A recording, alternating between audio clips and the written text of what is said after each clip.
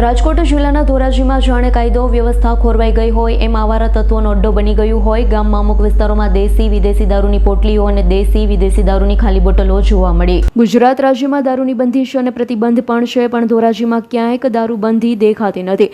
ધોરાજીના અમુક ઘણા વિસ્તારોમાં દેશી દારૂ, વિદેશી દારૂની ખાલી બોટલો અને દેશી દારૂની ખાલી પોટલીઓનું સામ્રાજ્ય ખડકાયેલું ગયું હોય તેમ ધોરાજીના વિવિધ વિસ્તારોમાં દેશી વિદેશી દારૂ બેફામ વેચાણ થઈ રહ્યું હોય તેમ દારૂના પ્યાથીઓ દારૂની મજા માણી જાહેર રોડ, રસ્તા અને ચોક પર ખાલી દારૂની બાટલી, વિદેશી દારૂની ખાલી બોટલો ફેંકી દૂષણ ફેલાવી રહ્યા છે। ધોરાજીના વિવિધ વિસ્તારો જેવા કે શાક માર્કેટમાં તો દેશી દારૂની મહેફિલ માણીને ત્યાં જ ખાલી પોટલીઓથી ધોરાજી શાક માર્કેટ ઉભરાઈ રહ્યું છે। શાક માર્કેટ સર ભગવતસિંહજી મહારાજના નામે રાખવામાં આવ્યું છે, પણ અહીં દારૂની ખાલી પોટલીઓથી ગેરકાયદેસર પ્રવૃત્તિથી સર ભગવતસિંહજી મહારાજા શાક માર્કેટ બદનામ જોવા મળી। ધોરાજીના કામદાર શેરી અને ધાણી કોઠા રોડ ઘણા ધાર્મિક સ્થળો આવેલા છે, ત્યાં પણ કચરાના ઢગલા કરતા વિદેશી દારૂની ખાલી બોટલનો જથ્થો જોવા મળે છે। દારૂનું દૂષણ ધોરાજીમાં વધી રહ્યું હોય તેમ શહેરના વિસ્તાર કે ચોક્કસ વિસ્તારોમાં બેફામ રીતે દારૂની હાટડીઓ ચાલી રહી છે। બુટલેગર કાયદો વ્યવસ્થાને ઘોરીને પી ગયા હોય તેવું લાગી રહ્યું છે। ધોરાજીમાં કાયદો વ્યવસ્થા ફક્ત નામનું હોય તેવું લાગી રહ્યું છે। ધોરાજીમાં ધાર્મિક સ્થળો આવી અને ત્યાં આવી પ્રવૃત્તિઓની જાણ જવાબદાર તંત્રને પણ ખબર હોય, કોઈ પણ પ્રકારની કામગીરી કરવામાં આવતી નથી। ઉચ્ચ કક્ષાએ રજૂઆત કરવા છતાં કોઈ નક્કર પગલાં લેવામાં આવ્યા નથી। તેથી લોકોની માંગણી છે કે આ દૂષણને ડામવા માટે કડક કાર્યવાહી કરવી જોઈએ। આપનું નામ? દિનેશભાઈ પવાર।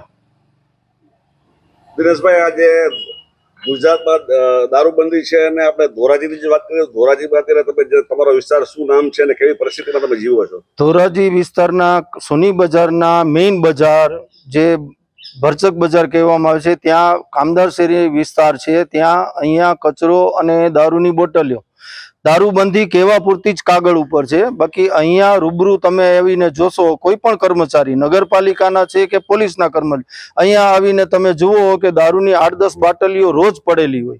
કચરો સાફ કરવા કે કોઈ ટ્રેક્ટર ભરવા કે કોઈ વારવા આવતું નથી। આ બાબતે અમને તંત્રને કે જે અહીંયા મુકાદમ છે, લોકો વારવા આવે છે, એ લોકોને ઘણીવાર અમે કીધેલું છે, તો કોઈ અહીંયા પગલાં લેતું નથી કે કોઈ આવતું નથી। આ બધો ત્રાસ અહીંયા કામદાર શેરીમાં મહાદેવનું મંદિર છે, અપાસરો છે, ગાંધી પરિવારનું ખોડિયાર મંદિર આવેલું છે, આ બધાની વચ્ચોવચ કચરો એકઠો થાય છે, ત્યાં બધાય દારૂની બોટલો બધું નાખી જાય છે, પણ કોઈ પગલાં લેતું નથી। ધાર્મિક લાગણીઓ કેવી દુભાઈ? ધાર્મિક લાગણી તો ઘણી દુભાઈ છે, પણ કોઈ પગલાં લેતું નથી, તો સ્થાનિક લોકો શું કહે છે? નગરપાલિકામાં રજૂઆત કરેલી છે? નગરપાલિકામાં રજૂઆત કરેલી છે, પણ કોઈ વારવાઈ નથી આવતું। અમારી પાસે સીસીટીવી ફૂટેજ છે, 1 મહિનાનું સીસીટીવી ફૂટેજ જોઈ લેવાનું, કોઈ વારતું દેખાય તો અમે સ્થાનિક લોકો જ અહીંયા બધા વારે છે। આપનું નામ? રાજુભાઈ આચવાની। રાજુભાઈ, અત્યારે પરિસ્થિતિ એટલી ગંભીરતા છે કે મંદિરો આજુબાજુના આવેલા છે, ત્યાં અવારનવાર દારૂની બોટલો ખૂબ પડી હોય છે, માંસ મટનના ઢગલા પડ્યા હોય છે।